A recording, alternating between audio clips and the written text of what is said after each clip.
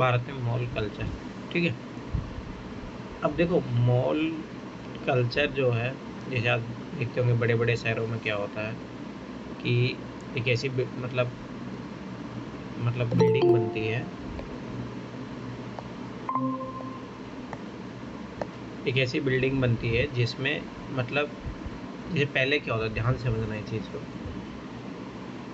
पहले क्या होता था, जैसे नॉर्मली शहरों में, गाँव में क्या होता था, कुछ दुकानें होती थी, मतलब एक आध दुकान होती थी या 2-3 दुकानें, वहाँ पे सब गांव के लोग खरीदने जाते थे। अगर उससे कुछ ज़्यादा होता था फिर शहर में जाना होता था, कुछ और चीज़ें खरीदनी होती थी, तो ऐसा होता था। वहाँ पे बहुत सारी दुकानें होती थी अलग अलग जगहों पे, वैसा होता था।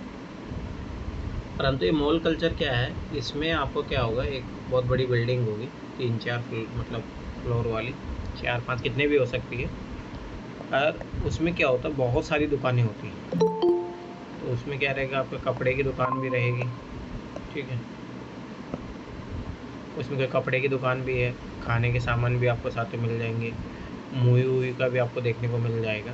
मतलब ये है कि एक पैकेज, एक टाइप से पैकेज, मतलब कि इसमें सब मिल रहा है आपको एक ही जगह पे। एक ही जगह पे आप वहाँ पे बच्चों के लिए गेम्स वेम्स के अलग सब मिल जाएगा, ड्रेसेस मिल जाएगी, ठीक है, खाने के आइटम मिल जाएंगे, पीवीआर सब मतलब मिल जाएगा, मूवी वूवी देखने को सब कुछ। मतलब पहले क्या होता था कि शहर में जाते वक्त आपको मतलब कपड़े खरीदना तो कपड़ा मार्केट एक अलग होता था, ठीक है, खाने का खरीदा तो वो एक अलग होता था जगह, पीवीआर देखने जाना तो एक अलग है, तो वो अलग अलग जगह था। इससे क्या था, लोगों का टाइम ज़्यादा लगता था। अब मॉल कल्चर इसलिए इंडिया में बढ़ रहा है क्योंकि लोगों के पास टाइम कम है, लोग मान लो प्राइवेट जॉब करते हैं या जो भी है, तो उनके पास कम टाइम होता है, तो उनको बच्चों को घुमाना लेके जाना, तो यहाँ पे मॉल घूमने जाओ। ये है दिल्ली में या बड़े बड़े शहरों में तो ये कल्चर बन ही चुका है, संडे मतलब घूमने जाना है तो मॉल में जाओ। अब इससे, अब देखो फ़ायदा भी है नुकसान भी है, दोनों चीज़ें हैं। एक तो क्योंकि ये मॉल वॉल की इकोनॉमी, मतलब जो इनमें दुकानें होती है उनमें अच्छी खासी कमाई होती है, गवर्नमेंट को टैक्स वैक्स अच्छा मिलता है। नहीं तो पहले क्या होता है, जो बाहर रहती थी उनमें ज़्यादा गवर्नमेंट टैक्स नहीं लगा पाती थी। फ़ायदे भी है, नुकसान ये हो गया कि जो अब इसमें क्या कहते हैं, मॉल में क्या है कि सबाई सी बात है, बड़े बड़े कैपिटलिस्ट जो लोग हैं वो पैसे लगाते हैं, ठीक है।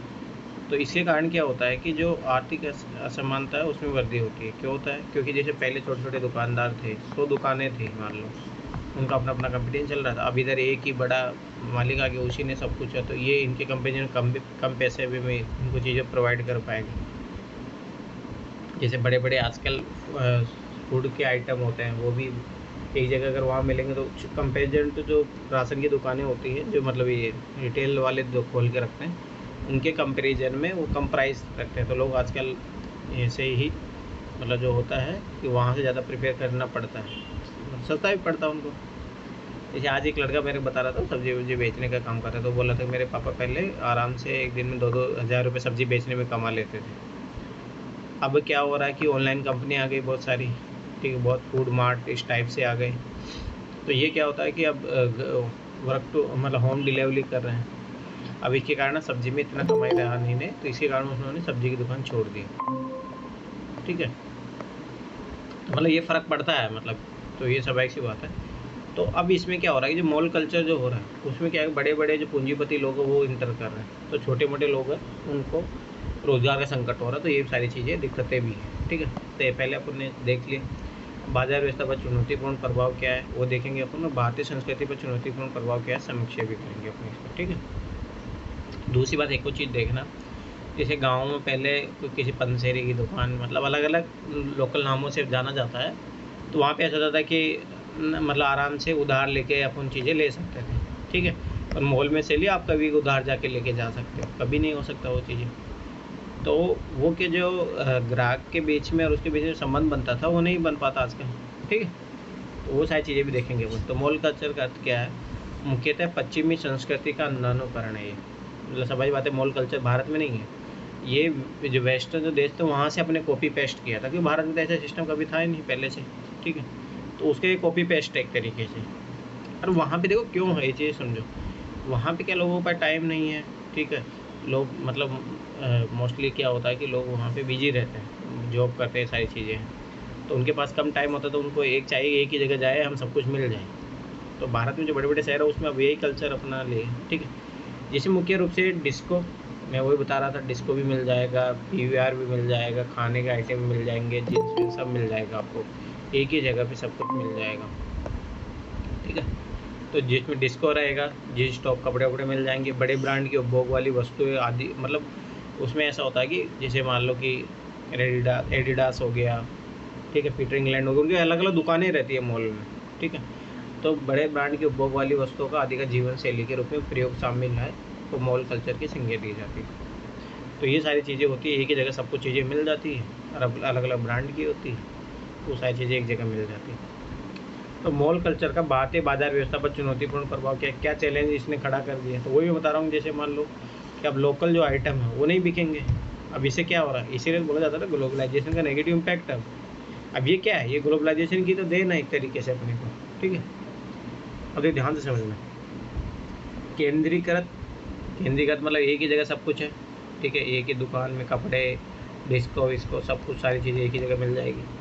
आरामदायक, आराम से पूरा एसी चलता रहता, गाना वाना चलता रहता वहाँ पे। सुविधाजनक बाजार व्यवस्था के कारण परंपरागत बाजार का अस्तित्व संकट में।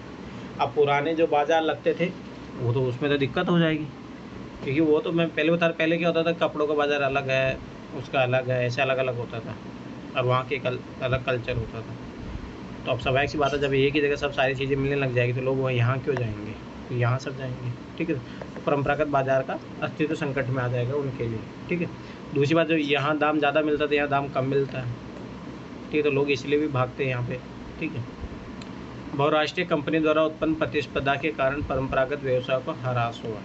ठीक है, अब देखो ध्यान से समझना कि जैसे पहले कभी देखना, जैसे गाँव में तो फिर भी थोड़ा बहुत चलता ही है, जैसे जादू दिखाने वाले लोग, ये सब चीज़ें या मनोरंजन के जो करते थे लोग। ठीक है, तो वो चीज़ें आजकल ख़त्म हो रही है, क्योंकि मॉल वॉल कल्चर आ गया, आराम से मूवी देखो, वहाँ पे भी बहुत सारे गेम वेम्स ये सारी चीज़ें आ गई। तो लोग जो अपने प्राचीन जो थे वो सारी चीज़ें उससे दूर हटते जा रहे हैं, तो ये भी एक नेगेटिव इम्पैक्ट है। ठीक है, दूसरी बात है कंपटीशन आ गया। अब कंपटीशन में तो भाई स्वाभाविक सी बात है, भारतीयों के पास स्वाभाविक सी बात है कि अब वो तो मशीनों से जो प्रोडक्ट का निर्माण कर रहे हैं, और ये कंपनी जो हाथों से निर्मित कर रहे हैं, तो भाई स्वाभाविक सी बात है हाथों वाला तो महंगा होगा, और ये जो मशीनों द्वारा बन के आएगा वो सस्ता होता है।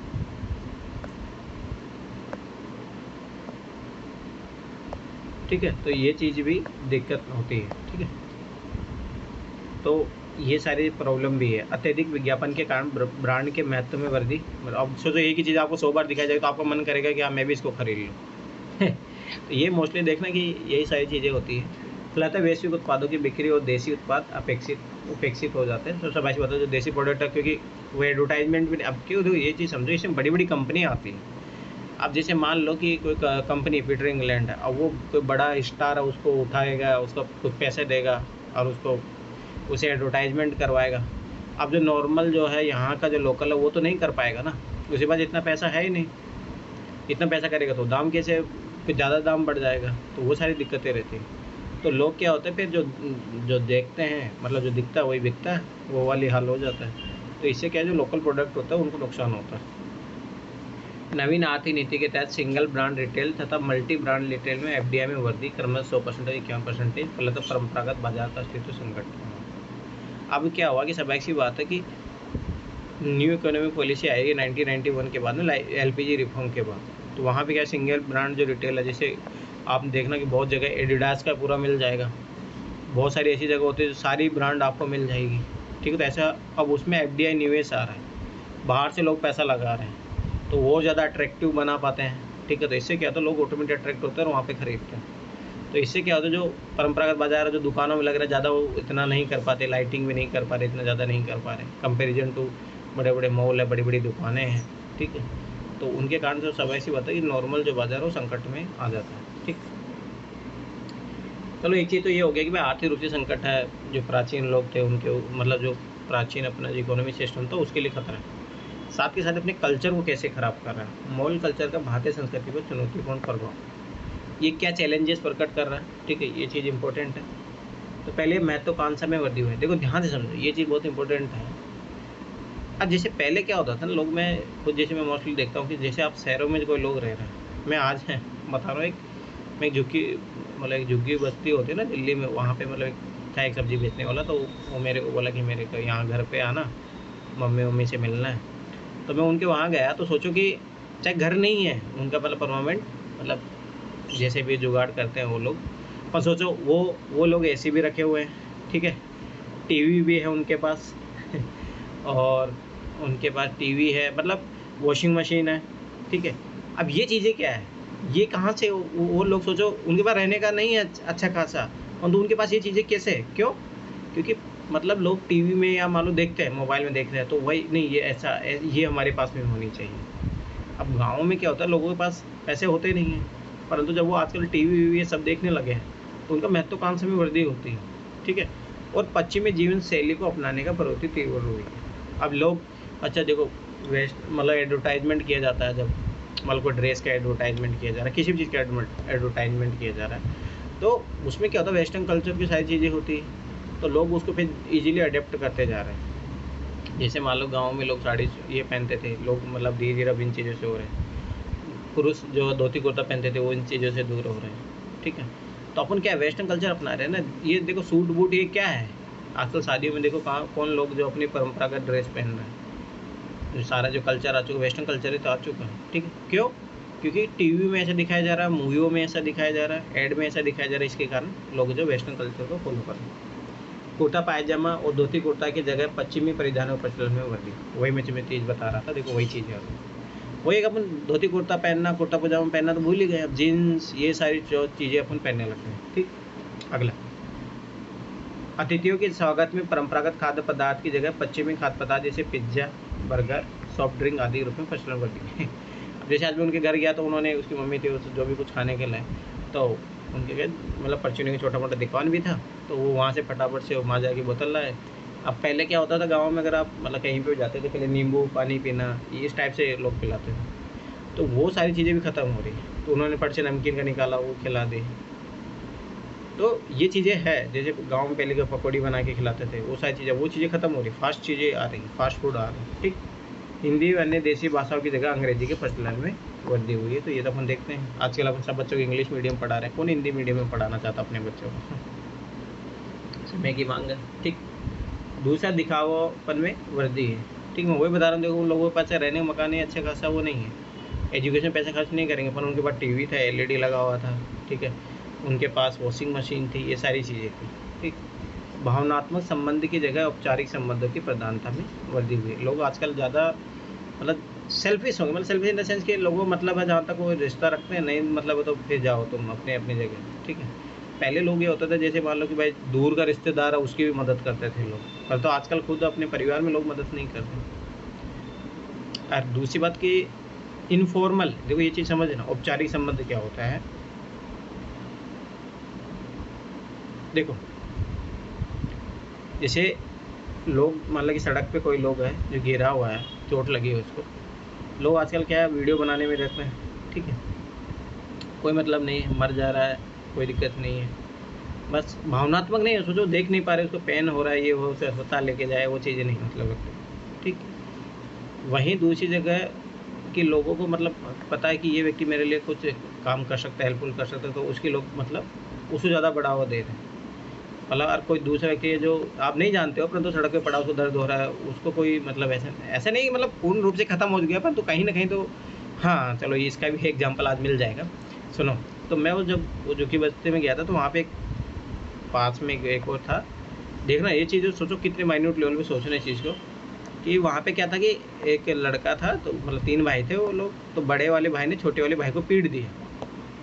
अब पीट दिया तो क्या हुआ कि वो भाग गया, मतलब लापता भी, अभी मिला भी नहीं, 2 दिन हो गए उसको, ठीक है।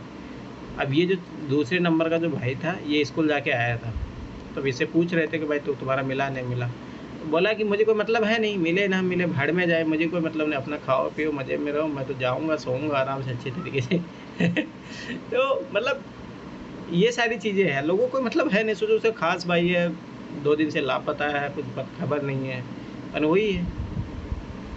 तो फिर जब उसने उसे पूछा भाई ऐसा तो क्यों सोच रहा, बोला कि मैं कल बीमार हो गया था, तो मेरे घर वाले बोले थे ऐसे ही मरेगा करके, तो जब वो लोग मेरे बारे में नहीं सोच रहे, तो मैं उनके बारे में क्यों सोचूं। तो मतलब ये छोटी छोटी चीज़ें हैं, इसी कारण ये चीज़ें प्रॉब्लम कर रही हैं, ठीक है। तो समीक्षा निष्कर्ष क्या है? उपरोक्त विवेचन से स्पष्ट है कि मॉल कल्चर ने परंपरागत बाजार एवं परंपरागत संस्कृति दोनों के समक्ष चुनौती उत्पन्न की है।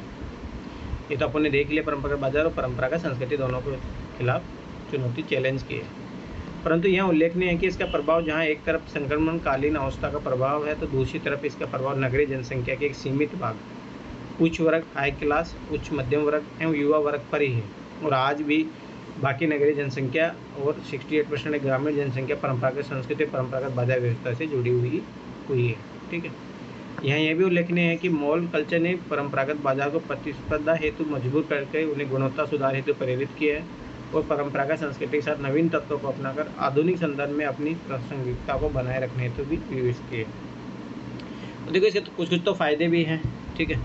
साथ में देखो ये क्या होता है, ट्रांजिशन फेज होता है, तो इसमें थोड़ा ये चीज़ें आती है जैसे मान लो भारत पूरा एकदम तरीके से मॉडर्न हो जाएगा, तो सारी चीज़ें उसके लिए ज़रूरी हो जाएगा। आगे जाके लोगों के पास टाइम नहीं रहेगा, तो उनके लिए टाइम सेविंग करने के लिए बढ़िया तरीका है। ठीक है। तो ये क्वेश्चन है, इसको अटेम्प्ट करना है। ठीक।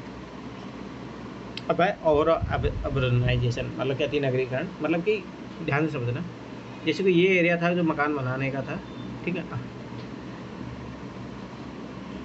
अब क्या हुआ है कि लोग ज़्यादा आ गए, तो लोग ज़्यादा आगे। देखो पहले ऐसा था कि यहाँ घर बनना चाहिए, यहाँ पार्क होना चाहिए, यहाँ घर बनना चाहिए, ऐसा होना चाहिए था सिस्टम। परंतु क्या है कि इतनी ज़्यादा जनसंख्या हो गई, तो यहाँ पे भी घर बन गए, यहाँ पे घर बन गए, यहाँ बन गए, इन्वायरमेंट रहा नहीं। ठीक है। पेड़ पौधों को काटा जा रहा है। ठीक है। और ज़्यादा पॉपुलेशन बढ़ा ना, वहाँ पे बढ़ रहा है। ठीक। अब जैसे मैं उनके घर गया तो मतलब सोचो झुग्गी बस्ती में क्या होता होगा। मैं पहली बार मैंने कभी विजिट किया है सर। तो सोचो कि जैसे आप एंट्री करोगे, एंट्री करते सड़क है, मेन सड़क पे जैसे ऐसे एंट्री करते एक छोटा सा कोई दुकान है, फिर ऐसे वही रसोई, उसी में रसोई है, उसी में तो छोटा सा रूम, उसके ऊपर फिर वहीं सीढ़ी चढ़ते हुए छोटे रूम, 2 रूम बस। और सोचो फिर इधर एक फैमिली, इधर एक फैमिली, एक ही रूम में सोचो सारा खाना पीना रहना सब कुछ। अब ये क्या है? और अर्बनाइजेशन ही तो है ना, कि मतलब अधिनगरीकरण का ही तो शिकार है। नहीं तो मान लो कि जनसंख्या एकदम अच्छे तरीके से, तो खूब गाँव में देखो क्या दिक्कत है, गाँव में आराम से खूब ज़मीन रहती है, सब कुछ रहता है आराम से, तो वही शहरों में चीज़ें रहती है। अर्थ क्या है, दुष्परिणाम क्या होते हैं इसके? अतिनगरीकरण होगा तो स्वाभाविक की बात है, जनसंख्या का दबाव बढ़ेगा, तो ट्रैफिक व्यवस्था सिस्टम खराब होगी, पर्यावरण खराब होगा, वहाँ का पानी की व्यवस्था अच्छी तरीके से नहीं मिल पाएगी, अस्पतालों में भीड़ रहेगी। ठीक है। तो ये सारी चीज़ें रहती हैं। ठीक। कारण और समाधान के प्रयास और सुझाव। ठीक। तो भारत में अतिनगरीकरण के खाद्य सुरक्षा की क्या समस्या है? ठीक है। और अर्बनाइजेशन होता है तो फूड सिक्योरिटी कैसे चैलेंज बन जाता है वहाँ पे? समझ में आता है कि 10 लोगों के लिए प्रोडक्शन हो रहा है, लोग हो गए 50, तो समझ में आता है फिर क्या होगा? डिमांड सप्लाई वाला खेल होगा। तो समझ में आता है क्या होगा? महंगाई बढ़ेगी। और जब महंगाई बढ़ेगी तो समझ पैसे वाले लोग तो कर पाएंगे सर्वाइव, मतलब जो गरीब लोग हैं वो संकट में पड़ जाएंगे। ठीक है। तो ये चीज़ याद रखना। भूमिका क्या है? खाद्यान्न उत्पादन पर प्रभाव और समीक्षा। अतिनगरीकरण की भारतीय नगरीकरण की प्रमुख विशेषता है। ठीक है। वो तो है जहाँ पे ज़्यादा और अर्बनाइजेशन हो रहा है वहाँ पे सारी चीज़ें ऐसा होता है। ठीक। अतिनगरीकरण की इस प्रक्रिया ने कई रूपों में भारत में खाद्य सुरक्षा की समस्या को उत्पन्न की है। ठीक है। तो ये चीज़ याद रखना, फूड सिक्योरिटी को देखो, ये चीज़ ध्यान से समझना कि होता ही है, स्वाभाविक सी बात है कि शहरों में क्या होता है कि जैसे मान लो तुम खेतों को काट के शहर बनाते जा रहे हो, मंजिलें बनाते जा रहे हो बड़ी बड़ी, तो वो जो फिर खेती कहाँ होगी? खेती नहीं होगी, तो स्वाभाविक सी बात है कि फूड सिक्योरिटी की चैलेंज तो बढ़ेगा। भारत में अतिनगरीकरण का खाद्यान्न उत्पादन पर प्रभाव क्या हुआ? नगरों में बढ़ती जनसंख्या के दबाव के कारण नगर के आसपास से कृषि भूमि को आवासीय क्षेत्र में परिवर्तन, यही मैं बता रहा था। अब सोचो कि जहाँ खेती हो रही थी अब वहाँ बड़े सबसे बड़े, जैसे आप दिल्ली से थोड़ा आउट निकलो ना, तो हरियाणा वाला जो क्षेत्र है, यूपी वाला जो क्षेत्र, वहाँ सोचो पहले खेती होती थी, राजमा बिल्डिंग है। ठीक। आवासीय भूमि के मूल्य में वृद्धि, कृषि भूमि का तेजी से विक्रय। तो वही बता रहा हूँ कि करोड़ों रुपए में ज़मीनें बिक रहे हैं, तो कौन खेती करके फालतू में परेशान होगा? खेती में कोई लाभ का फायदा है नहीं, नुकसान है, तो ज़मीन बेचो आराम से करोड़ों रुपए कमाओ। रियल एस्टेट से जुड़ी कंपनी द्वारा उच्च दरों पर कृषि भूमि की खरीद और आधुनिक आवासीय परिसरों का निर्माण। ठीक है। तो यही क्या होता है, बड़ी बड़ी कंपनियां होती है, रियल एस्टेट वाली कंपनियां, तो वही है कि 1 करोड़ रुपये में खरीद रही है, तो फिर वहाँ पे हाउस बनाती है, फिर वो 2 करोड़ में बेचती है उनको। ऐसा प्रॉफिट कमाने के कारण के चक्करों में जो है एग्रीकल्चर जो लैंड है वो जो मकानों में बदलती जा रही है। सरकार द्वारा नगर नियोजन तथा प्रतिनगरीकरण की प्रक्रिया के द्वारा SEZ आदि के लिए कृषि भूमि का अधिग्रहण, गवर्नमेंट भी जो अपनी योजनाओं को इम्प्लीमेंट करना, स्पेशल इकोनॉमिक जोन बनाना होता है, तो उसके लिए भी तो कहीं वो ज़मीन ऑक्यूपाई करेगी तभी तो बनेगा ना। तो बनेगा तो समझ में, फिर वहाँ पे धीरे धीरे नगर विकास हो जाता है, फिर वहाँ के आसपास और ज़मीनें ऑक्यूपाई हो जाती है। तो इसके कारण जो ऑक्यूपाई होगी तो स्वाभाविक सी बात है वहाँ पे एग्रीकल्चर प्रोडक्टिविटी होगा नहीं, प्रोडक्शन होगा नहीं, तो स्वाभाविक सी बात है फूड सिक्योरिटी बढ़ेगा। ग्रामीण क्षेत्र में नगरीय संस्कृति के प्रसार के कारण ग्रामीणों में कृषि कार्य से अलगाव, ठीक है, तथा ग्रामीण नगरीय प्रवास के कारण ग्रामीण कृषि मजदूरों का शहरों के उपलायन तथा कृषि कार्य दुष्प्रभावी। इसका सबसे बेस्ट एग्जाम्पल है, देखो क्या होता था, पहले लोग आराम से गाँव में रह रहे थे, ठीक है, खेती हो रही थी, आराम से लोग रह रहे थे, आराम से मजदूर मिल जाते थे, सब कुछ होता था। और पहले मोस्टली ऐसा भी तो होता था कि एक ही परिवार में बहुत 8-8, 10-10 परिवार के सदस्य, तो कोई दिक्कत नहीं होती। अब क्या हो गया, खेती फ़ायदे का सौदा रहा नहीं। अब मान लो कि ये 4 भाई थे, तो अब ये 4 भाई निकल के दिन में 2 भाई मान लो शहर आ गए। शहर इसलिए भी आया कि स्वाभाविक सी बात आवश्यकताएँ बढ़ गई थी और उपभोक्तावाद इतना ज़्यादा हो गया कि स्वाभाविक सी बात है खेती में कोई फ़ायदा सौदा रहा है नहीं। अब क्या था, स्वाभाविक बात है कि ये 2 भाई तो खेती कर रहे हैं, मान लो इन दोनों पे, ठीक है। अब यहाँ पे मज़दूरों की ज़रूरत पड़ती, पहले तो मज़दूर घर के सदस्य होते थे, कोई दिक्कत नहीं थी, इनपुट भी कम ही लगता था, पैसा कम लग रहा है, परंतु तो बाहर से तुम हायर करोगे तो मज़दूर ज़्यादा पैसा ले रहा है, ठीक है। इसके कारण मनरेगा उसको 250 रुपये उधर मिल रहा है, तो इधर काहे 150 रुपये में काम करेगा। जब इसकी कॉस्ट बढ़ रही है तो कॉस्ट बढ़ रही है तो समय चीज़ का जो है लाभ उसका कम हो रहा है, तो लाभ खेती का लाभदायक नहीं रही है। अब लाभदायक नहीं तो क्या करेगा, वो भी खेती छोड़ के शहरों की तरफ भागेगा, ठीक है। तो ये सारी चीज़ भी है जिसके कारण लोग मतलब एग्रीकल्चर को छोड़ देते हैं।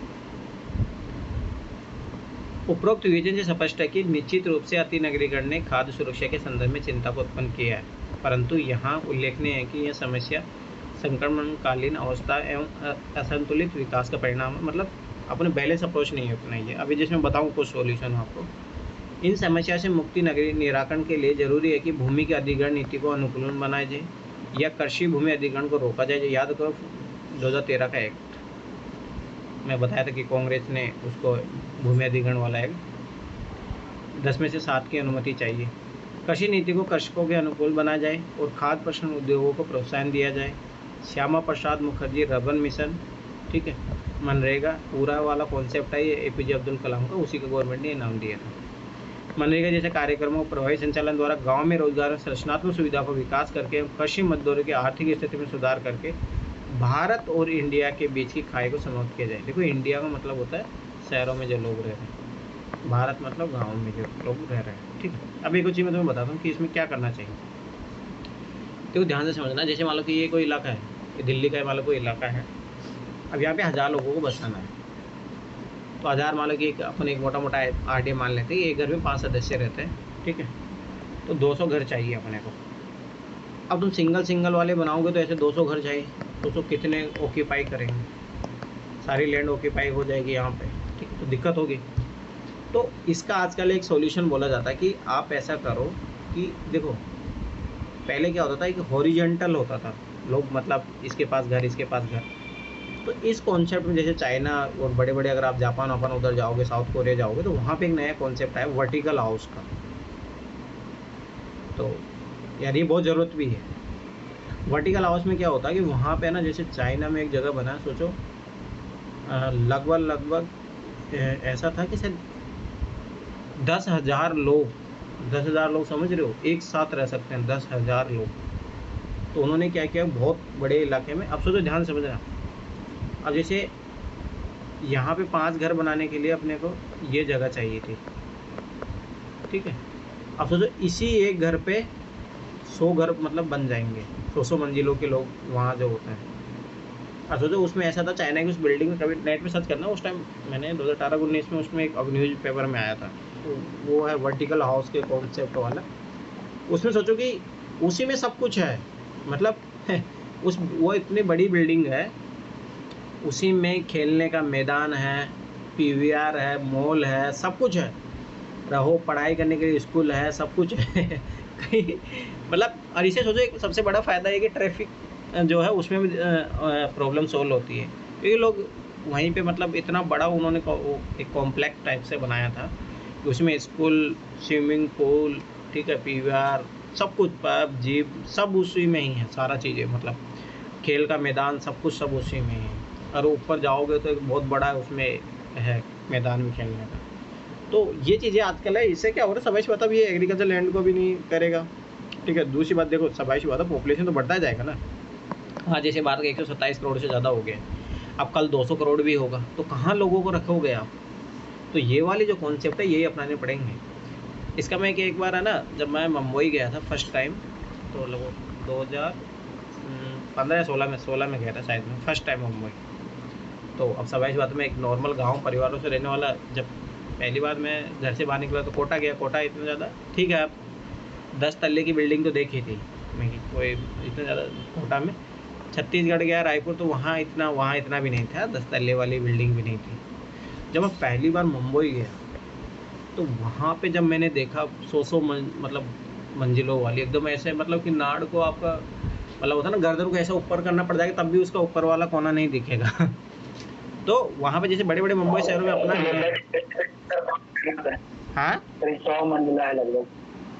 मुंबई का ट्रेड बिल्डिंग जो है ना, तो मेरे होता है तो 60-70 से भी ज़्यादा। हाँ, तो वही बता रहा हूँ ना, आजकल ये है बड़े बड़े शहरों में अपना लिया है ना, वर्टिकल कॉन्सेप्ट अपना ही लिया। अब जैसे अभी दिल्ली में है ना, मेन दिल्ली जो है ना उसमें नहीं अपनाया गया है ये, परंतु जो नया जो गुड़गांव, नोएडा इधर बन रहा है, तो यहाँ पे ऐसी बिल्डिंगें बन रही है एकदम बहुत बड़ी बड़ी ऊंची ऊंची बिल्डिंगें, ठीक है। क्योंकि रीजन है ना, जरूरत है भाई, इतनी बड़ी जनसंख्या तुम कहाँ रखोगे, ठीक है।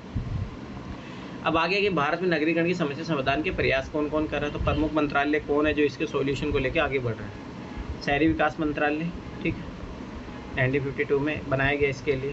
आवास में शहरी गरीबी उपशमन मंत्रालय 2006 में बनाया गया, और अन्य मंत्रालय से रिलेटेड जो काम कर रहे हैं। शहरी विकास से संबंधित प्रमुख एजेंसियाँ, डीडीए तो आप सब जानते होंगे, यूडीए होते हैं, ठीक है, नगर नियोजन मंडल होता है, एनसीआर तथा एनसीआर योजना बोर्ड 1985 में बना। 74 संविधान संशोधन द्वारा नगर पालिका नगर निगम का गठन हुआ, ठीक। शहरी विकास से संबंधित प्रमुख संगठन कौन कौन है? राष्ट्रीय भवन संगठन जो 1954 में बना, फिर 1960 में राष्ट्रीय भवन निर्माण निगम बना। इतना याद रखने की जरूरत नहीं है, मतलब एक मोटा मोटा आइडिया होना चाहिए कौन किसको लेके काम करते हैं। 1970 में आवास और शहरी विकास निगम हुआ। 1988 में राष्ट्रीय आवास बैंक था। 97 अब देखो ये क्या करेगा, घर वर बनाने में हेल्प करेगा लोगों की। 1974 में पर्यावरण प्रदूषण नियंत्रण, अब देखो ध्यान से देखना ये चीज़, पॉल्यूशन क्रिएट होने लग गया तो पॉल्यूशन बोर्ड की बनाने की जरूरत पड़ी। 1983 में राष्ट्रीय जल संसाधन, वाटर के क्राइसिस होने लगे तो जल संसाधन परिषद बना। 1990 में राष्ट्रीय जल बोर्ड बना। 97 में शहरी यातायात, अब देखो ये यातायात ज़्यादा प्रॉब्लम होने लगी तो यातायात वाला संस्था बना। शहरी विकास से संबंधित प्रमुख अधिनियम कौन सा? स्ट्रीट वेंडर एक्ट, ठीक है, 2013। अभी इसको अमेंडमेंट भी हुआ था लॉकडाउन के दौर में।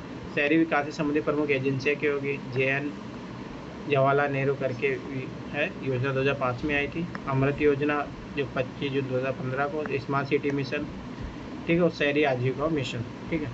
PM आवास योजना, स्वच्छ, अब देखो ना इसका 2 पार्ट आने वाला है। अब क्या ये देख लेना, ये गवर्नमेंट है ना, फरवरी वाले जब बजट आएगा उसमें लॉन्च करेगी, देख लेना। बहुत इसका स्वच्छ भारत अभियान हो गया, हृदय योजना हो गई, ठीक है, पूरा 2013 में श्यामा प्रसाद मुखर्जी अर्बन मिशन। शहरी विकास से संबंधित कुछ अन्य योजनाएं कौन कौन सी होगी? NCR विस्तार योजना हो गया, तो वही NCR को बढ़ाया जा रहा। 7 बड़े शहरों के सेटेलाइट टाउन में शहरी अवस्थापन योजना, मतलब यहाँ से रिप्लेस करना। सांसद आदर्श ग्राम योजना, ठीक है, ये हो गई। अब देखो याद रखना कि स्ट्रीट वेंडर एक्ट 2013, और अभी एक और इसके लिए, मतलब इनको लिए क्या है, मतलब जैसे स्ट्रीट वेंडर होते हैं, पहले क्या होता था, जैसे मान लो कि जो आपने कभी देखा हो जो रोड पे जो ठेले लगा के रखते हैं, ठीक है, अब इनको क्या होता था, नगर निगम वाले होते थे, उनको उठा के ले जाते थे ठेलों को। जो आज वही वो लड़का बता रहा था कि मेरे अब सब्जी के, अब इनके तो सोचो ना, अब रोड पे घर है, अब इनके पास कुछ है नहीं, जो कच्ची बस्ती में रह रहे हैं, अब इनके क्या ठेले बाहर रखे रहते हैं सड़कों पे, तो नगर निगम वाले उठा के लेके चले जाते हैं। अब तो फिर बता रहा था कि मैं गया वहाँ पे नगर निगम ऑफिस, तो वहाँ पे फिर उन्होंने पहले तो 3000 रुपये मांगा, तो फिर मैंने थोड़ा बहुत हाथ जोड़े, तो फिर उसके बाद में 2000 रुपये मामला सबटा। तो अब ये सारी चीज़ें दिक्कत होती है। बहुत बार ऐसा होता है कि सरकार इनको जो है मेन जो मान लो कि यहाँ पे रोड पे लगाने नहीं देती, क्योंकि रोड को कवर करने लग जाते हैं लोग, तो फिर यातायात को प्रॉब्लम होती है, तो इनको फिर भगा देते हैं, उठा के ले जाते हैं। कभी आपने भी देखा होगा कि उठा के ले जाते हैं नगर निगम वाले, तो इनके साथ प्रॉब्लम है। दूसरी बड़ी बात ये चीज़ सोचो, कल शायद मैंने पेपर में कहाँ पढ़ा था, हाँ, तो उसमें ऐसा था कि ये भाई चाहिए छोटे लेवल पे ही है, ध्यान से समझना ये चीज़। हाँ, मैं कल ऑल इंडिया रेडियो में सुन रहा था, ठीक है, तो ये चीज़ ध्यान से समझना। तो उसमें ये बता रहे थे कि जैसे मान लो अंबानी है, ठीक है। अंबानी अकेला व्यक्ति चलो ठीक है, इतने करोड़ों रुपए बिजनेस करा, ये सारी चीज़ें हैं, ठीक।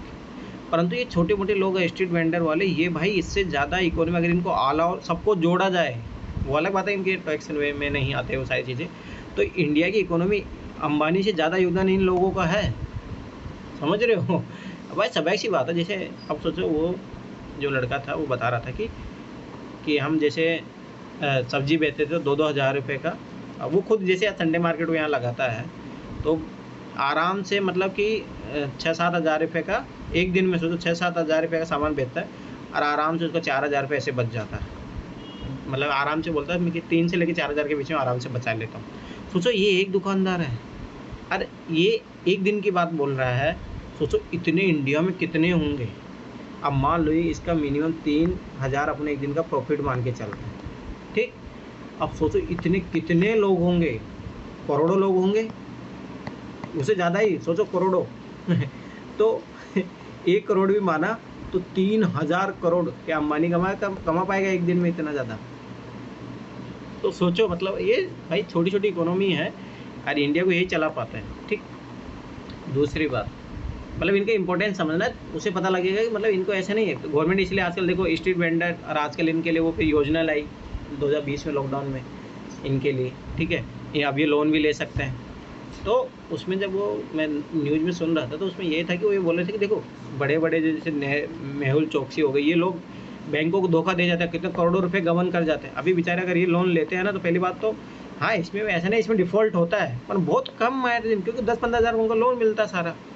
अब परंतु मोस्टली सोचो कि अभी इतने 1 करोड़ लोग हैं, अब 1 करोड़ मान लो चलो 10,000 लोगों ने लोन नहीं चुकाए, और सोचो कि 90 मतलब कि एक मतलब मान के चलो 1 लाख लोग थे जिसमें 10 ने नहीं चुरा, 90,000 ने तो लोगों ने ना चुराया, मतलब अच्छे से चुकाया, ब्याज ब्याज। तो सोचो उल्टा बैंकों को ज़्यादा प्रॉफिट इनसे है, क्योंकि ये लोग तो ज़्यादा उल्टा खा जाते हैं यहाँ पे। इसीलिए गवर्नमेंट ने सोचो इनके लिए स्कीम लाई थी, ठीक है। तो ये चीज़ याद रखना। दूसरी बात एक चीज़ याद रखना कि स्ट्रीट वेंडर जो होते हैं ये लोग, भाई ये आम, अगर ये लोग ना हो ना तो लोगों का जीवन चाहे बड़े बड़े पैसे वाले लोग हो चाहे कोई भी हो, उनका जीवन मतलब ख़राब हो जाएगा। सोचो सब्जी का है तो सब्जी वाला कोई है नहीं, अरे भाई ठीक है कितना भी तुम ऑनलाइन ज़माना आ जाए है ना, फिर भी मैं बता रहा हूँ इन लोगों को रिप्लेस नहीं कर पाओगे आप। छोटी छोटी ज़रूरतों के लिए इन लोगों की ज़रूरत पड़ती है। आप और फिर हर लोग तो नहीं परफेक्ट हो सकते ना ऑनलाइन इन सारी चीज़ों में। तो बता रहा था कि जैसे एक मतलब इधर अगर आप दिल्ली विधानसभा से तो उधर मतलब ऑफिसर कॉलोनी टाइप से, तो बता रहा था कि हम यहाँ सब्जी बेचते थे, तो एक आंटी थी बहुत पैसे वाली, तो वो सोचो कि अपने कुत्ते को टमाटर खिलाती थी चाहे 200 रुपये किलो कुछ भी हो। तो वो सारी चीज़ें भी होती है। तो मतलब मेरा कहना मतलब कि इनका बहुत इंपॉर्टेंट रोल है, और अभी गवर्नमेंट क्या करे, आइडेंटिफाई कर रही है इन लोगों की इंपॉर्टेंस समझ रही है। वो समझ रही है कि भाई मुकेश अंबानी ये सब नहीं, ये लोग भी अपने लिए इकोनॉमी के लिए उतने इम्पोर्टेंट हैं। अरे देखो ये सब देखो, जैसे ऑनलाइन ट्रांजेक्शन आया तो इन्होंने ऑनलाइन ट्रांजेक्शन भी अपना लिया। आज जैसे मैं आ रहा था, रक्शे वालों के पास ऑनलाइन ट्रांजेक्शन है, ठीक है, सब्जी बेचने वाले के पास, सबके पास, सोचो सबके पास ऑनलाइन ट्रांजेक्शन अवेलेबल है। तो ये बहुत बड़ी बात है ना कि आराम से वो चीज़ों को एक्सेप्ट कर रहे हैं। तो देखेंगे अर्थ इसका स्वरूप कैसा, सीमांतीकरण का कारण क्या, मार्जिनलाइज कैसे हो जाता है ये सेक्शन, इनको कभी सरकार उठा के फेंक देती है, ठीक है। कल्याण हेतु किए गए प्रयास, स्ट्रीट वेंडर्स एक्ट 2013 के प्रावधान और एक्ट के लाभ क्या और समीक्षा क्या है, ठीक। ये तो समझ में आया ना, स्ट्रीट वेंडर्स मतलब जो गली के मतलब जो मतलब सड़क होती है उसके आसपास जो लोग लगाते हैं, ठीक है। नगर और नगर के बाहर के वे लोग जो अपने नगर के सार्वजनिक स्तर पर बिना किसी पूर्व अनुमति के एवं अनियोजित तरीके से निम्न स्तरीय दुकानों को संचालित करते हैं या घूम घूम कर वस्तुओं को बेचते हैं, स्ट्रीट वेंडर्स कहलाते हैं। एक और चीज़ बताता हूँ, ऐसा कुछ नहीं, अब देखो ये तो बोल तो दिया डेफिनेशन में, ऐसा कुछ ही नहीं होता, बहुत एक करप्शन का गढ़ है ये। अब जैसे क्या होता है ध्यान से समझना, जैसे यहाँ पे ना नेहरू विहार में संडे मार्केट लगता है। संडे मार्केट में ऐसा होता है, एक तो नगर निगम वाले उनके सफाई वफाई से उनको पैसा लेता है प्रत्येक दुकानदार से, पुलिस वाले पैसा लेते हैं इनसे, ठीक है। तीसरी चीज़, जिस मकान के आगे लगाते हो मकान मालिक पैसा लेता है इनसे। ऐसा इतना ईजी नहीं है, तो ऐसा नहीं है, मतलब बहुत मतलब वो ये करप्शन का अड्डा है। सारी चीज़ें उल्टा गवर्नमेंट को करना चाहिए, इनके लिए लोगों के लिए अलग व्यवस्था की जाए, एक मार्केट प्रोवाइड किया जाए, वहाँ लगाए अपना दुकान लगाए, तो जो गवर्नमेंट को भी इनकम होगी, और ये जो फालतू में लोग इधर उधर पुलिस वाले खा जाते हैं, ये खा जाते हैं, तो उनसे भी बचेंगे। भारत में स्ट्रीट वेंडर का स्वरूप क्या रहा है? शहरी विकास एवं गरीबी उपशमन मंत्रालय के अनुसार भारत में 1 करोड़ स्ट्रीट वेंडर्स हैं। देख लो, मैं बता रहा था ना 1 करोड़, तो 1 करोड़ से, अरे मैं बता रहा हूँ इससे ज़्यादा ही है इससे ज़्यादा ही मिलेंगे। मुंबई में 2.80 लाख, दिल्ली में 2.50 लाख और कलकत्ता में 1.50 लाख लोग हैं। भारत में स्ट्रीट वेंडर्स की सीमांतीकरण का स्वरूप। दूसरी बात, आजकल तो गाँव में भी चले गए भाई। गाँव में आजकल देखो छोटी छोटी चीज़ों के लिए, पहले क्या होता था, गाँव में ओनली दुकानें होती थी, आज ऐसा नहीं है। वहाँ पे लोग कोई फल बेच रहा है, कोई सब्जी बेच रहा है, सब कुछ गाँव घर घर पहुँच रहे हैं। भारत में स्ट्रीट वेंडर्स के सीमांतीकरण का स्वरूप क्या रहा है? आखिर में इनका मार्जिनलाइजेशन कैसे हुआ? कैसे मेन जो मुख्य इकोनॉमी के जो क्षेत्र है उससे कैसे हट गए? शहरी अर्थव्यवस्था में इनके महत्व को अस्वीकृत किया कर दिया। अपन अब मैं फिर बताऊँ ना, अब गवर्नमेंट इनको रिकोगनाइज कर रही है, अब नहीं है। अब तो गवर्नमेंट इनका इम्पोर्टेंस समझ रही है, ठीक है। शहरों में उनकी अवैधानिक पहचान है, मतलब वही लोगों इनको उठा के फेंक दिया जाता है, कोई इनका निश्चित स्थान होता नहीं है, सारी चीज़ें। पुलिस वालों, नगर निगम अधिकारी द्वारा इनका शोषण किया जाता है। मैं वो बता रहा हूँ, इनसे पैसे लिए जाते हैं, फिर मतलब फिर इनको ठेला। एक दिन की मैं बात बता रहा हूँ कि जैसे मैं मोहिनीनगर से ऐसे आ रहा था, तो वहाँ पे सोचो नॉर्मली लोग आराम से, मतलब पुलिस, मतलब जो ये ठेले वाले लगाते थे खूब। और आज भी देखो ना, मोहिनीनगर में आप चले जाओ तो मतलब खूब है ठेले हर तरीके का। क्या हुआ, अचानक से कभी क्या होता, कोई चीज़ हो जाती है, घटना हो जाती है कुछ भी, तो फिर पुलिस वाले इनके खिलाफ एक्शन लेते हैं, डंडा मारते हैं, इनको भगा देते हैं, एकदम गाली गलौज कर रहे थे उस दिन पुलिस वाले। सोचो वही है जो उनको पहले ठेला लगाने पैसे ले रहे हैं, फिर कोई ऊपर से कोई डिसीजन आया, फिर उनको डंडा मार के भगा रहे हैं। तो ये चीज़ें भी होती हैं। मॉल कल्चर के कारण उनके व्यवसाय पर नकारात्मक प्रभाव पड़ा, तो वही चीज़ मैं बता रहा था कि मॉल कल्चर के कारण इनको सबसे ज़्यादा नुकसान होता है, ठीक। भारत में स्ट्रीट वेंडर के सीमांतीकरण का कारण क्या है? मॉल कल्चर को बढ़ावा सबसे पहला कारण हो गया। नवीन नगरीय योजनाओं द्वारा इनका विस्थापन, मतलब वही हो गया कि अब शहरों में जैसे मान लो सड़क बन रही है, तो सड़क में यहाँ पे अलाउ ही नहीं है कि आसपास को कुछ लगा सके, ठीक। पुलिस फिर दूसरी बात, मैं एक और चीज़ बताता हूँ, इसमें कैपिटलिस्ट माइंडसेट आता है। अब देखो, कैपिटलिस्ट लोग बहुत माइन्यूट लेवल पे है ना, वो देखते हैं कि कहाँ लोग पैसे कमा रहे हैं। अब मैं तुम्हें एक चीज़ ध्यान से समझना, पहले क्या होता था कि जैसे मान लो कि गाँव से कोई गरीब आदमी आया, ध्यान से समझना ये चीज़। अब गाँव से वो आया तो सोचा वैसा वैसी बात है, उसके पास कोई स्किल नहीं है, कुछ नहीं है, तो वो सोचता है कि हाँ मैं ठेला लगा के सब्जी बेच लूँगा, या पताशी की दुकान खोल लूँगा, या पोहा बना लूँगा, कुछ भी कर लूँगा। पहले ऐसे होता था। आजकल एक नया कॉन्सेप्ट आ रहा है अब क्या होता है, जैसे मान लो कि मेरे पास भाई पैसे आ गए, मेरे पास है आराम से 10 लाख रुपये, मैं इसको इन्वेस्ट कर सकता हूँ। ध्यान से समझना ये चीज़, आजकल और मैंने ऐसे बहुत सारे एग्जांपल देखे हैं। तो क्या होता है, जैसे पहले अगर मैं मान लो 10,000 की एक दुकान लूँगा, तो एक तो मेरा किराया, सोचो 10,000 रुपये पर मंथ किराया लग रहा है, फिर मैं उसमें एक एम्प्लॉय रखूँगा, 10-12 हज़ार रुपये मुझे उसको देने पड़ेंगे, फिर मुझे गवर्नमेंट को टैक्स देना पड़ेगा 10,000 रुपये, तो 30,000 रुपये तो कमाने से पहले पहले मेरे को घाटा, ठीक है। ध्यान से समझना ये चीज़। तो वो लोग दिमाग लगाते हैं कि सबसे बढ़िया जिसमें टैक्स से भी बचा जाए, ठीक है। अब वो क्या करते हैं, एम्प्लॉय से भी बचा जाए, ठीक है, और एक दुकान के किराए से भी बचा जाए। तो वो लोग क्या करते हैं आजकल, जैसे यहाँ पे दिल्ली में मैं ये जो 2-3 जगह मैंने कॉन्सेप्ट देखा, मैं कि वाह लोग मतलब किस लेवल तक सोचते हैं लोग। तो वो क्या करते हैं कि 5 ठेले खोल लिए पतासी के, मान लो 5, मतलब गोलगप्पे के 5 ठेले उन्होंने खोल लिए। ध्यान से समझना आई थी, क्योंकि सबसे बड़ी बात है कि ज़्यादा इन्वेस्टमेंट है नहीं, मान लो 25 हज़ार रुपये का, 25 नहीं मान लो 20 का मानो, हाँ 20,000 का मान लो, 20,000 का ये मेरा ठेला मैंने खरीद लिया। ध्यान से समझना, ये बहुत एक नया इकोनॉमी आ रहा है। अब मैंने 5 ठेले खोल लिए, अब मैंने 5 लोगों जो ये गाँवों से आए थे, अब इन गाँवों से जो लोग आए थे इनके पास पैसा तो होता नहीं है। अब पैसा होता नहीं तो ये क्या करेंगे, मैं इनको बोलूँगा देखो भाई ये मेरा ठेला ले जाओ, तुम्हें क्या करना है, मेरे को भाई 500 रुपये तो महीने का, मतलब 500 रुपये पर डे का, तुम चाहे कितना भी कमाओ मुझे उससे मतलब नहीं है, परंतु मुझे 500 रुपये चाहिए। अब सोचो ध्यान से, दुकान का किराया भी नहीं, एम्प्लॉय का खर्चा भी नहीं, और टैक्स भी नहीं, इस इनकम को कोई टैक्स से नहीं लगेगा। अब सोचो पर डे 500 का इससे कमा रहा है। ध्यान से समझना, एक कितना हो, 15,000 एक ठेले से कमाया, 5 ठेलों से सोचो कितना कमाएगा, 75,000। सोचो मतलब, और बैठे बैठे उसको कुछ भी नहीं करना पड़ रहा। सोचो 1 लाख में 1 लाख रुपये उसने लगाया, 75,000 रुपये तो सोचो एक महीने में आ गए। सोचो ये इकोनॉमी चल रही है यहाँ पे मैं बता रहा हूँ ना, मतलब यही ये छोटी छोटी चीज़ें माइंड लगाने वाले लोग। जैसे आज मैं जिस ऑटो में बैठ के गया, तो हमने पूछा कि आपने ये ऑटो ख़रीदा? कि बोला नहीं मैं तो किराए में चलाता हूँ। तो यहाँ पे ऑटो का सिस्टम भी ऐसा ही होता है। जैसे मान लो मैंने 1 लाख रुपए की समथिंग एक ऑटो आता है, तो मैंने मान लो कि देखो मैं बता रहा हूँ कि ये बोलते हैं ना कि ये दिमाग है, इसको अगर इस तरीके से इन्वेस्ट करोगे तो आराम से हो जाता है। अब मान लें मैंने 5 ऑटो खरीद के रख ले 5 लाख में, ध्यान से समझना ये चीज़, ठीक है। 5 ऑटो मैंने खरीद ली, ठीक, 5 लाख हो गए।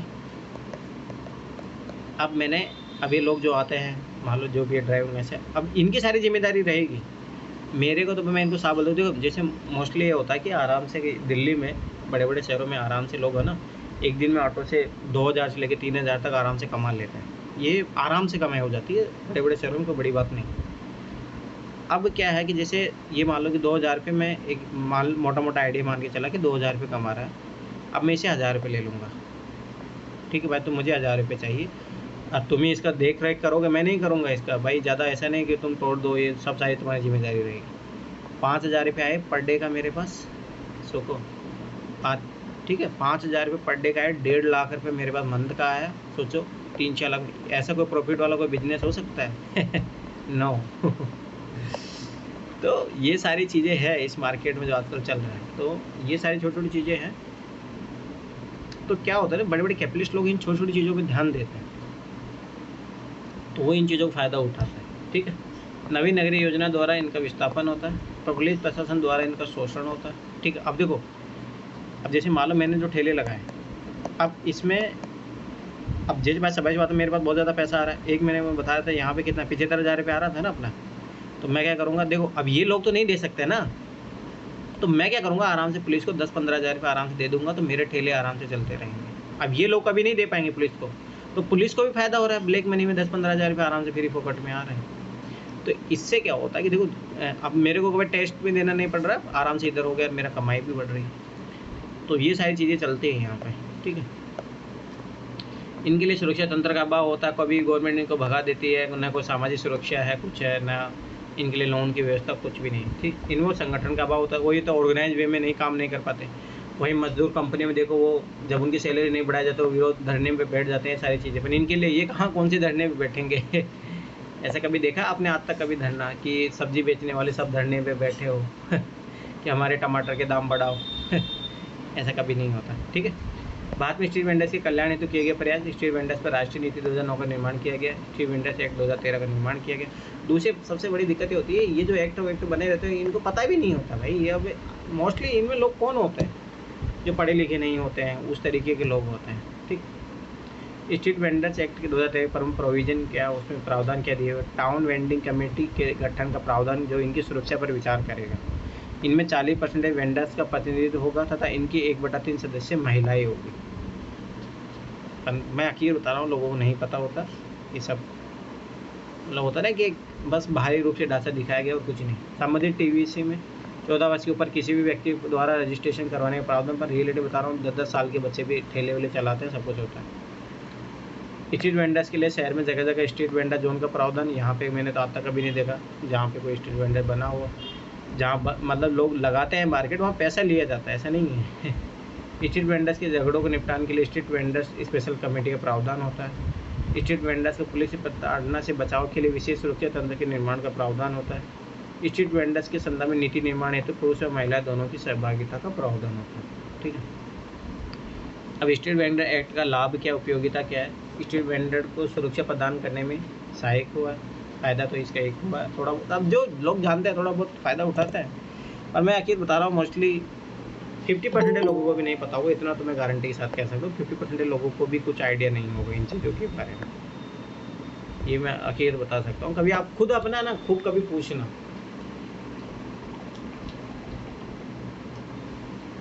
लाइसेंस भी जारी होता है, सब कुछ सारी चीज़ें होती है, पर कितने लोग लाइसेंस लेते हैं?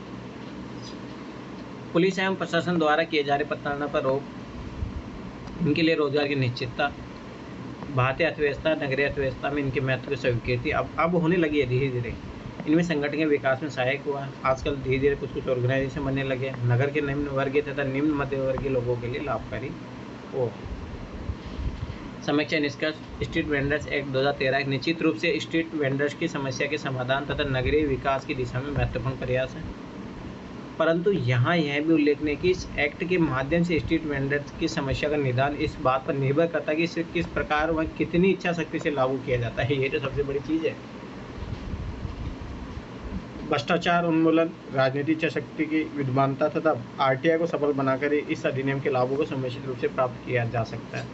ऐसे और कोई चांस नहीं है। तो ये 2 क्वेश्चन कर लेना, ठीक।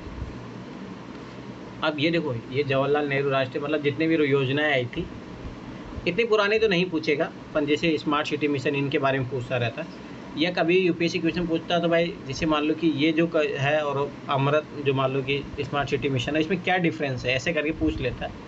तो एक बार थोड़ा मोटा मोटा आइडिया होना चाहिए कि इन दोनों में क्या अंतर है, क्या सारी चीज़ें, ठीक है। देखो, इंट्रोडक्शन देखेंगे, उद्देश्य देखेंगे, प्रमुख लक्षण क्या है, सुझाव देखेंगे। तो 2005 में आई थी, ज़्यादा इंपॉर्टेंट नहीं है, फिर बता रहा हूँ, एक बार हल्का से रीडिंग करके निकल जाना। 2005 में प्रारंभ हुई थी, 2014 तक विस्तारित थी, क्योंकि कांग्रेस गवर्नमेंट की है तो गवर्नमेंट अभी प्रेजेंट बहुत इंपैक्ट होता है कौन सी गवर्नमेंट अभी काम कर रही है। 2014 में पुनः विस्तारित हुआ। चुनिंदा शहरों को नियोजित विकास करना था इसका उद्देश्य, ध्यान रखना, ठीक। प्रमुख लक्षण और प्रावधान क्या थे इसके? संरचनात्मक सेवाओं को एकीकृत विकास पर बल देना, ठीक है, ताकि जैसे रोड व्यवस्था सब कुछ सारी चीज़ें अच्छे तरीके से शहरों की, ठीक है। पुराने नगरीय क्षेत्रों के नवीनीकरण पर विशेष बल, ये याद रखना कि वही चीज़ है अमृत सिटी जो है, नहीं क्या नाम है, स्मार्ट सिटी के अलावा एक और 2 प्रोग्राम चला तो वो भी सेम यही है। शहरी अवसंरचनात्मक सेवाओं को उपलब्ध कराने हेतु पर्याप्त धन वित्त के निर्माण पर बल देना, ठीक है। परिसंपत्ति के, देखो ध्यान एक और चीज़ नोट करना, ये जो है आगे आने वाला गवर्नमेंट ये कुछ ही नहीं जुमला, मतलब वो ये सरकार बदलती है, इनको बदल देती है, पर आखिर में दोनों एक ही चीज़ है, ये चीज़ याद रखना। परिसंपत्ति के निर्माण में परिसंपत्ति प्रबंधन के मध्य समुचित संबंध एवं समन्वय पर बल, ताकि शहर विकास से संबंधित योजनाओं को दीर्घकाल तक चलाया जा सके। इसका मतलब कोऑर्डिनेशन में बातें होता है, जैसे मान लो सड़क निर्माण चल रहा है और वहीं मान लो कि दूसरे चंग कंपनी उसको नीचे से लेके जाना है, तो बहुत बार आपने देखा होगा कि सड़क बन गई, उसके बाद में उसकी खुदाई हो रही है और उससे पाइप गाड़ा जा रहा है या वाटर वाला, जो समझ रहे हो। तो ऐसा होता है कि भाई सबको पहले कोऑर्डिनेशन में काम करो, ताकि सड़क को बार बार खुदाई ना हो, वो सारी चीज़ें खर्चा ना पड़े। शहरी सीमा से बाहरी क्षेत्र, शहरी गलियारों तथा कुछ चुनिंदा शहरों का नियोजित विकास पर बल देना चाहिए। नगरीय गरीबी के लिए नगरीय सेवा की आपूर्ति और गुणवत्ता को बढ़ाना चाहिए। वहनीय मूल्य पर पट्टे की भूमि, विकसित आवास, जलापूर्ति सहित अन्य सुविधा प्रदान करना। तो यहाँ पे वो आज भी नहीं पॉसिबल। मैं उनसे पूछ रहा था कि तुम लोग मतलब ऐसे नहीं, उनके पास देखो पैसे तो कमाए रहे ना वो लोग, तो मैंने उनसे पूछा कि तुम लोग ज़मीन वमीन क्यों नहीं ली आज इतने सालों से तुम यहाँ रह रहे हो। तो बोला कि मतलब कि ज़मीन हमसे मतलब बहुत ज़्यादा, अब स्टार्टिंग में जब आए थे तब सस्ती थी, परंतु पैसे नहीं थे, आज पैसे तो और ज़्यादा दाम बढ़ गए। तो ये सारी चीज़ें हैं। उपरोक्त उद्देश्य प्रावधानों को पूरा करने के लिए इस मिशन के तहत 2 उप मिशन क्रियाशील है। शहरी अवसंरचना शासन हेतु उप मिशन, शहरी गरीबों को बुनियादी सेवा हेतु उप मिशन, ठीक। अब अमृत योजना, हाँ मैं इसी के बारे में बोल रहा था, ठीक है। अब देखना ये सेम है, ज़्यादा कुछ अंतर देखने को नहीं मिलेगा इन दोनों में, देखना। शहरी विकास मंत्रालय द्वारा शहरी विकास हेतु एक योजना का प्रारंभ 25 जून 2015, बस वो एक बीजेपी गवर्नमेंट आ गई तो बस अपने को नाम दे देगी, Atal mission for rejuvenation and urban transformation. अब देख रहे हैं वही सेम प्रोविजन होंगे सारे। उद्देश्य क्या है? छोटे छोटे शहरों, कस्बों या फिर से शहर के कुछ अनुभागों में चुनकर वहाँ पर बुनियादी सुविधा स्थापित करना। सेम यही पॉइंट है, याद रखो। इधर देखो, पुराने नगरीय अवशेषों के नवीनीकरण पर विशेष बल, यही सेम चीज़। तो वही है, सरकार जुमला पहनाती है और कुछ ही नहीं, नाम देती है अलग और कुछ ही नहीं, सब चीज़ें वही होती है। प्रमुख लक्षण प्रावधान क्या है? इस योजना के तहत शहरी कस्बों या क्षेत्र में बुनियादी सुविधा जैसे बिजली सप्लाई, पानी, सीवरेज, कूड़ा प्रबंधन, वर्षा जल संचयन, परिवहन, हरित स्थल और पार्क, क्षमता निर्माण आदि के विकास का प्रावधान करना। पर ऐसा मोस्टली देखने को मिलता है नहीं। बहुत बुरा हाल रहता है, पर हाँ ठीक है। अगला देखो, बिजली बिल, पानी बिल, हाउस टैक्स आदि का भुगतान ई गवर्नेंस के माध्यम से। आज मैं दिल्ली में इतने साल मुझे रहते हो गए, लोग आज भी वही मैनुअली जाके करते हैं। मतलब ये चीज़ें हुई है, ऐसा नहीं, गांव में भी हुई है। बिजली बिल आजकल ऑनलाइन दे सकते हो, पानी बिल दे सकते हो, परंतु आज ही फिर भी लोग मैनुअल देते हैं। ये योजना 1 लाख से अधिक जनसंख्या वाले कस्बों, छोटी नदी के किनारे वाले नगरों, पर्यटन संभावित पहाड़ी इलाकों या द्वीप वाले क्षेत्रों में लागू। प्रत्येक क्षेत्र के अंतर्गत नगर इकाई कमेटियों के गठन का प्रावधान है, उधर भी था। इस परियोजना के लिए 5,000 करोड़ रुपये से आवंटन का प्रावधान किया गया है। योजना का बेहतर क्रियान्वयन करने वाले राज्यों के लिए बजट में 10% तक का आवंटन का प्रावधान किया गया है। 2020 तक इस योजना के तहत 500 शहरों को कवर करने का लक्ष्य है। 2019 में अमृत योजना के लक्ष्य को 2 साल के लिए बढ़ा दिया गया, मतलब 2021 तक अभी फिर बढ़ा दिया होगा। JNURM के अंतर्गत अधूरी रह रही परियोजना को 2017 तक पूरा करने का प्रावधान था, पर नहीं हुआ। ये कुछ ही नहीं, सभी फेलियर है गवर्नमेंट का भी। अब मोदी को इनके बारे में कभी बोलता देखा है? स्मार्ट सिटी को अभी बोल रहा है, चुनाव में कभी नहीं बोलेगा। फेलियर गवर्नमेंट के प्रोग्राम है। अमृत योजना के तहत राज्यों का रैंकिंग। अगस्त 2020 में आवास और शहरी मामलों की मंत्रालय ने अमृत योजना के तहत राज्यों की रैंकिंग जारी की। उड़ीसा ने 80.56 स्कोर के साथ पहला स्थान हासिल किया। चंडीगढ़ और तेलंगाना को क्रमशः दूसरा और तीसरा स्थान मिला। इसके बाद गुजरात और कर्नाटक का स्थान। समीक्षा। निश्चित रूप से अमृत योजना शहरी विकास के क्षेत्र में भारत सरकार की एक महत्वाकांक्षी योजना है, जिसके लिए भारतीय प्रधानमंत्री ने नारा दिया है कि मेरा देश बदल रहा है, आगे बढ़ रहा है।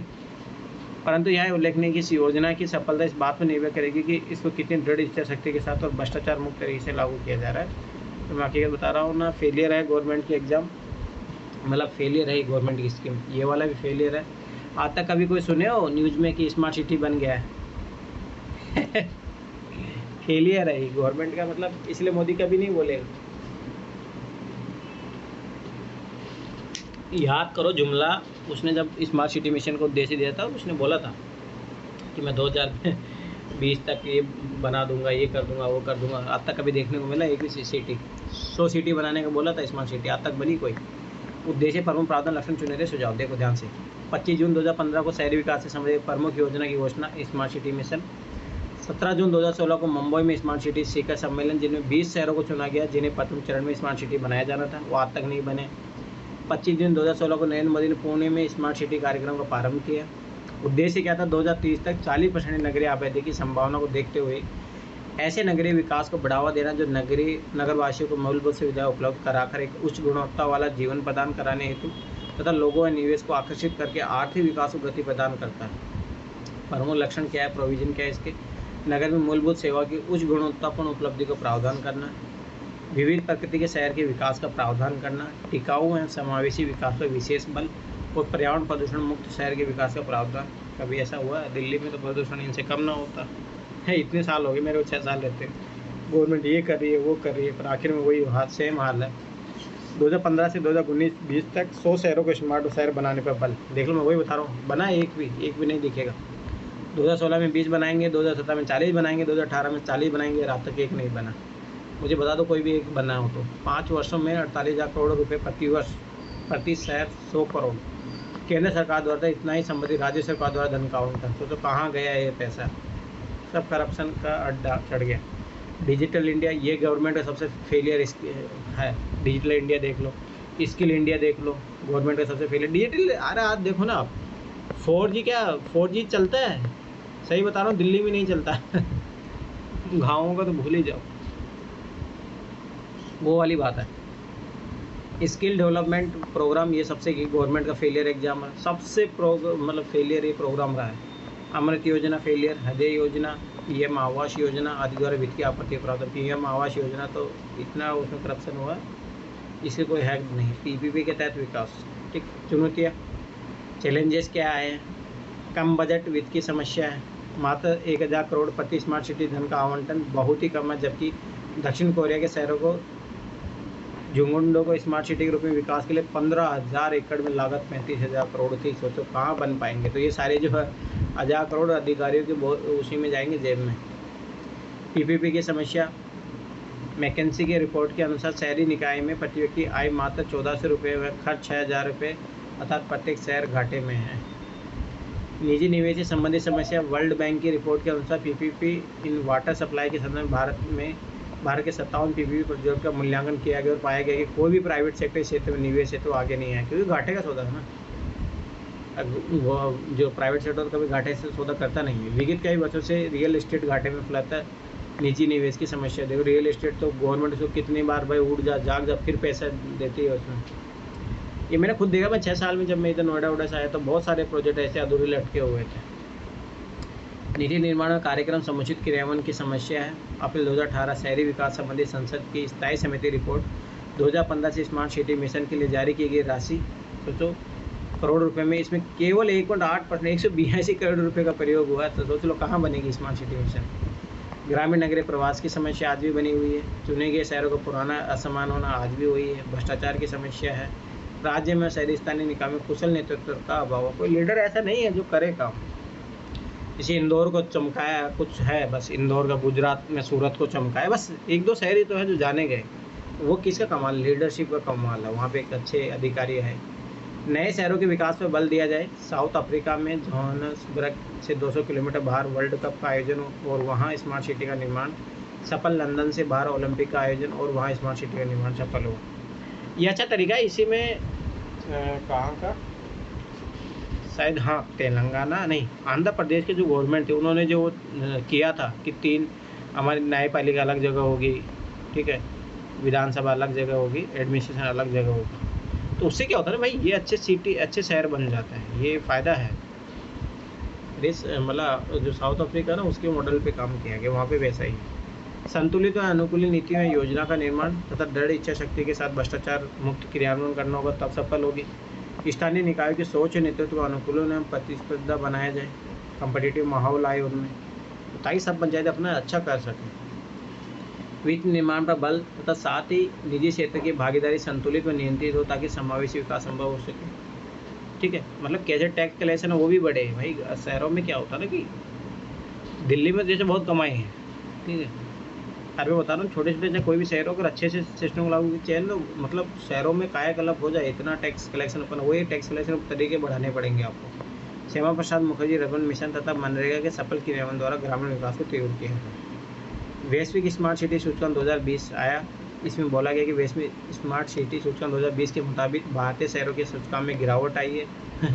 उसे उल्टा बढ़ना चाहिए। ये 2020 तक अपनी स्मार्ट सिटी बनाने वाले थे। सो इंस्टीट्यूट फॉर मैनेजमेंट डेवलपमेंट ने Singapore university of technology and design के साथ मिलकर स्मार्ट सिटी सूचकांक 2020 जारी किया। इसमें कोविड-19 के युग में प्रौद्योगिकी भूमिका के बारे में बताया गया है। वैश्विक स्मार्ट सिटी की सूची में 4 भारतीय शहर नई दिल्ली, मुंबई, हैदराबाद और बेंगलोर ने स्थान में उल्लेखनीय गिरावट आई है। जबकि सिंगापुर सूची में सोचो उल्टा वर्दी होना चाहिए, गिरावट आ रही है।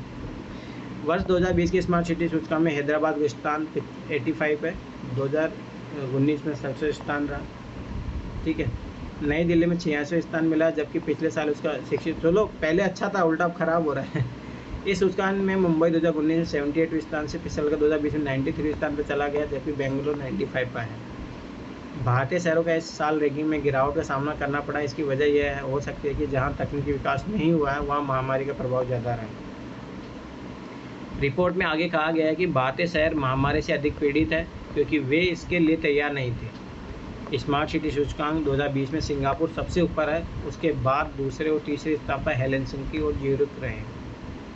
इसके अलावा शीर्ष 10 शहरों में स्थान पाने वाले में ऑकलैंड 4था स्थान, ओस्लो 5वां स्थान, कोपेनहेगन, जेनेवा, ताइपे शहर, एम्स्टर्डम, नोवा, न्यूयॉर्क में। मतलब देखो ना, ये ज़्यादा इतना डाटा की ज़रूरत नहीं है। पर मैं एक आइडिया बताता हूँ, कभी है ना, जैसे जो टॉप करता है ना, जैसे स्विट्जरलैंड देखना मोस्टली टॉप करता है, कभी है ना जाके देखा करो, वीडियो देखो उनका, भाई कितना अच्छा एडमिशन सिस्टम होता है। बसें, वहाँ की जो नाली है, ठीक है, कैसे वो वेस्ट का मैनेजमेंट करते, कभी देखा करो आखिर वो क्यों टॉप करते हैं, ये कभी देखा करो जाके, पता आपको समझ में आ जाएगा कहाँ पे इंडिया में है अपन कहाँ पे है। ठीक है, तो ये हो गया, अपन फिर कल शुरू करेंगे यहाँ से। तो ये मतलब इंपॉर्टेंट है, मैं फिर बताऊँ, अर्बनाइजेशन इन इंडिया बहुत इंपॉर्टेंट टॉपिक। एक आध क्वेश्चन हमेशा आता है, ये याद रखना, घूम फिर के कहीं ना कहीं से क्वेश्चन आता है। ठीक है, कोई श्वेता कुछ पूछ रही है। हाँ बोलो, क्या हुआ? श्वेता कुछ पूछ रही है। हाँ बताओ क्या पूछ रहे हो श्वेता? एक सेकेंड, ये बोल रहे हैं कि ये डाटा ओल्ड है और इसमें क्वेश्चन को कैसे डील कर सकते हैं। देखो ना, मतलब इसमें इतना वो, मतलब आपको डाटा की टेंशन मत लेना। जैसे रुको, अभी इससे रिलेटेड में कुछ अभी दिख रहा है स्क्रीन? हाँ दिख रहा है। ठीक है, रुको अभी देखो, एक क्वेश्चन लेता हूँ, तुम लोगों का आइडिया लगेगा। डाटा की इतनी ज़रूरत नहीं होती है, वो क्वेश्चन पर डिपेंड करता है किस। देखो ध्यान से, अभी इसी क्वेश्चन का मैं कुछ एक आइडिया करवाता हूँ आप लोगों को, ध्यान से समझना। पहला एक क्वेश्चन है, स्ट्रीट वेंडर से क्या तात्पर्य है? तो सबसे पहले बात देखो, यहाँ पे जो स्ट्रीट वेंडर्स की जो डेफिनेशन है उसको लिख दो, ये रहा, डायरेक्ट ये छाप दो पूरा का पूरा। ठीक, अब आगे देखो, स्ट्रीट वेंडर्स एक्ट के प्रमुख प्रावधानों को चर्चा कीजिए। अब देखो डायरेक्ट प्रोविजन पे आओ, इसके ये डायरेक्ट प्रोविजन, पर याद रखना प्रमुख बोला है तो सारे लिखने की जरूरत नहीं, जो इम्पोर्टेंट है वो लिख दो। समझ में आया? ये चीज़ एक ही चीज़ पकड़ा करो क्वेश्चन में। आगे देखो, यह अधिनियम स्ट्रीट वेंडर्स के समस्या का समाधान हेतु कहाँ तक उपयुक्त है, मतलब कहाँ तक ये समस्या को सुलझाने में मदद कर सकता है। कहाँ तक मतलब समीक्षा करनी है आपको इसको, ठीक है। तो इसके लाभ बताने थे आपको, ठीक है। फिर इसके बाद में इसकी कमियाँ बतानी थी आपको। लाभ बता दिए, फिर ये समीक्षा कर दो, बस हो गया काम, यही तो है। ठीक, अगला देखो, नगरीय अर्थव्यवस्था के प्रमुख अंग के रूप में स्ट्रीट वेंडर्स के सीमांतीकरण के स्वरूपों और कारणों की चर्चा कीजिए। आखिर में कौन से स्वरूप रहे जो इनको मार्जिनलाइज करते हैं? कारण के रहे वो कौन से कारण हैं, जो आप यहाँ लिखा तो था सीमांतीकरण, ये वाला इधर, ये रहा सीमांतीकरण के कारण क्या है, ठीक है। और ये स्ट्रीट वेंडर का स्वरूप कैसा रहा है, सीमांतीकरण का कारण और किए गए प्रयास, ये सारी चीज़ें, ठीक। स्वरूप देख लिए, क्वेश्चन दिए, कारणों की चर्चा कीजिए और सरकार द्वारा इनकी सुरक्षा हेतु किए गए प्रयास। देखो सरकार द्वारा किए गए प्रयास ये रहे, ये वाला, बस डायरेक्ट दिया तो है, एक ही वर्ड पकड़ा करो तब जाके अच्छे से आंसर लिख पाओगे। मैं फिर बता रहा हूँ, एक ही चीज़ पकड़नी पड़ेगी आपको, ठीक है। तो कल ये लिव इन रिलेशनशिप वाला अच्छा टॉपिक है, ये अभी इमर्जिंग टॉपिक है, ये इस पर और ज़्यादा चीज़ें चलेगी आगे जाके, तो एक अच्छा टॉपिक है यार। ये मैं फिर बताऊँ, रिपीटिव क्वेश्चन आता है ये सोशोलॉजी ऑप्शनल में भी और इंडियन सोसाइटी में भी, दोनों में इम्पोर्टेंट टॉपिक है, नया इमर्जिंग है। और फ्यूचर में बता रहा हूँ कि वो नए कॉन्सेप्ट आएंगे, क्योंकि इंडियन सोसाइटी इवॉल्व हो रही है, वेस्टर्न कल्चर के साथ अपन होते जा रहे हैं। तो बहुत सारी चीज़ें ऐसी आएगी। तो जैसे मान लो कि देखो पहले क्या होता था, जैसे अरेंज मैरिज थी, अरेंज मैरिज से लव मैरिज आई। अब लव से सोचो वो तो गया जमाना, लव मैरिज हुए सब, अब लिव इन रिलेशनशिप चीज़ें आ गई है। वे कैसे भारतीय कल्चर के खिलाफ है, पहले तो अरेंज मैरिज के खिलाफ है। दूसरी बात ये है कि जो भारत में जो ट्रेडिशन है उसके खिलाफ है सारी चीज़ें, तो ये चैलेंज भी क्रिएट करती है। साथ में अपने को ये भी है कि विश्व के साथ तालमेल बैठा के चले, वो भी एक है, ठीक है। तो कल करेंगे अच्छे तरीके से। और कोई किसी को डाउट है?